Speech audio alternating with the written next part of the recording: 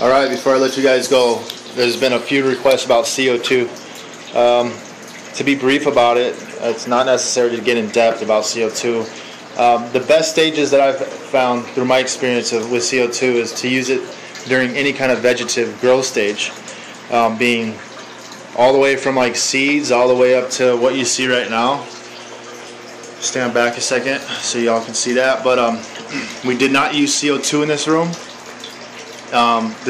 We just didn't have it set up, not because we didn't want to use it, but had we used CO2, stuff in here would be a lot bigger, a lot faster. This would have gotten just bigger, faster, but that's basically when I use CO2, any kind of vegetative growth stage. So I'll use it all through veg, and I'll also take it all the way up to about, I'd say about 3 to 4 weeks of bloom, and then after that I just pull it, because I've run CO2 through bloom and back to back, and then without it, and I don't ever notice any differences of running CO2 all the way through bloom, whether it be character differences or weight and yields. I don't ever notice anything. So, but I do notice like a very rapid vegetative growth spurt when you're running CO2. In veg, I usually keep it under 1,000 ppms, and in transitioning into bloom, I'll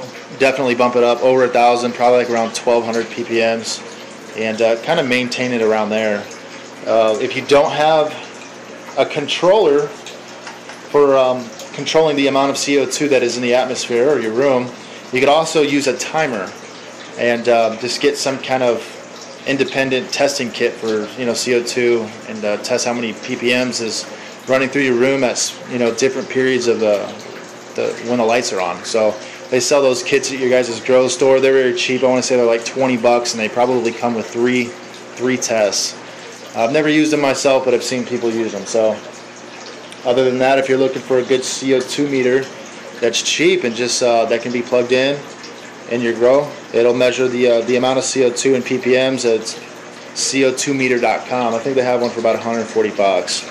But it doesn't control the regulator. It just tells you how much parts per million is in the atmosphere. So basically what we got here is a brand new Titan CO2 rig regulator, and then right here we got a Green Air CO2 point controller, and you just basically plug it in and tell it how much CO2 you want it to maintain in the atmosphere, and it will do that.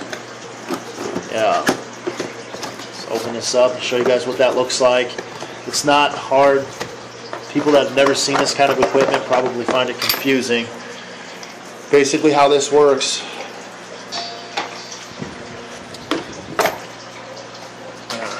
it's on this side. Your new CO2 tanks should come like this, shrink wrapped. So you're going to take this off just like that. Alright, sorry about that phone call. You're going to take that off just like that. You're going to pull this plug, get rid of that cap, and you'll find all kinds of stupid shit like this around the threads. All that shit's not necessary, because inside the regulator itself, right there on the coupling, the nut, there should be a washer in there. So once that gets compressed against the housing right here, it should tighten up and make a pretty good seal. So what we do is just screw this on just like that, and we'll get all that done here in a little bit. And this valve right here controls the amount of CO2. It's basically the gate valve. You open it up like that, and then you'll close it up to regulate how much ppm, how much CO2 is getting pumped through here. And it disperses through this little 1/4-inch tube line right here. CO2 will come right out of that. So I'll show you how it works once we get it all set up. But that's just basically to be very vague and brief about it, so you guys understand how that works. This gets plugged into your controller, which would be right here, and the relay in here gives this regulator power to activate this solenoid right here that flips on a little valve to allow CO2 to flow through the tube once it is triggered. And then once your controller is sufficed, it will turn the power off to your regulator and cut CO2. Here it is. These are the little things that you want to put right here. That's it. Then you want to screw that onto your rig, and then it will sit like that. Once I get this all set up, I'll give you another rundown.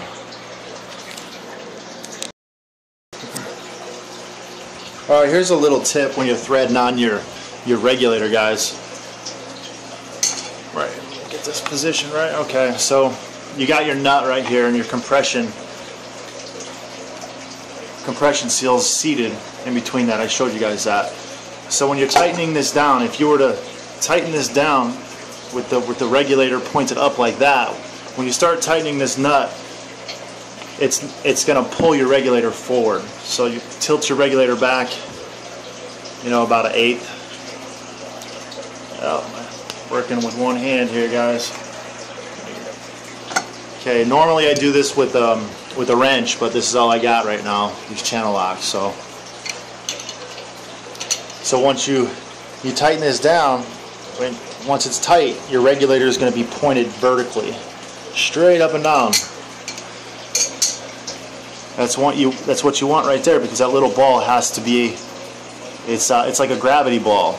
So when this chamber is pressurized with CO2, that ball will float to your desired setting. So it has to be vertical, completely vertical and straight. Otherwise, that ball will just kind of get stuck up here somewhere where you have it set.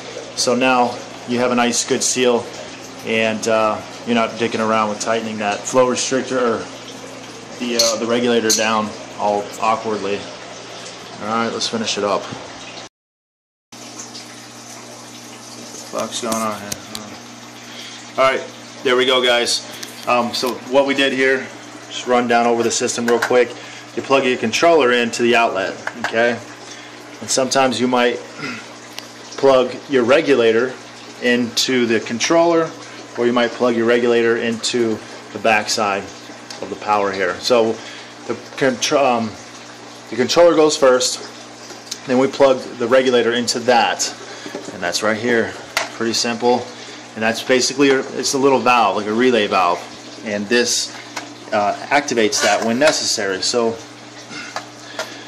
for the purposes of this video, I upped the CO2 a little bit, so it says active right there. And obviously we're going to mount all this stuff real nice. So what you want to do is open your valve here, okay? Once you got this tightened down properly, open this valve, make sure this is shut. In some cases I have Dawn dish soap and some water mixed together in a spray bottle, and I will lightly squirt this with some soapy water to see if any air bubbles come out.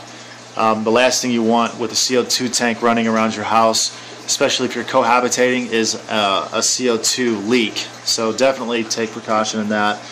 There's no reason you shouldn't. It's just soapy water. So easy thing to do. So after you got this all tightened down, open up your valve. Go ahead and turn this on. This is how this works. When this is activated and needs more CO2 in the atmosphere, this thing will kick on. And this is your valve right here. I'm not sure if you guys can hear that. That's the CO2 being pumped. You can see that valve, that ball going up and down. I usually keep mine about 4 or 5. That's usually the area right there I keep mine. And last thing you want to do, your last step, is basically get it all hooked up on the wall properly. You want to plug your 1/4 inch poly line right there into the fitting. And what I do, a lot of people, there's some people that do it differently. They run some poly tube around the top side of the canopy, and as the CO2 falls, it falls on top of the leaves. I find that to be just a bit overcomplicating things, so I'll just take this tube like that and run it right to the back side of a fan. In this case, I'll just push it right through the grill. Now you don't want it pushed down so much it pinches it off, but just right there, you know, poking through about a half. 1 inch is perfect. So you can kick on your fan. Now you can see, turn that up a notch. Now you can see that we got CO2 dispersing through this through the room now, and this will go up as I set it and as needed. The controller will activate the regulator, and the regulator will allow the appropriate amount of CO2 to be released into the room. So that's how we do it.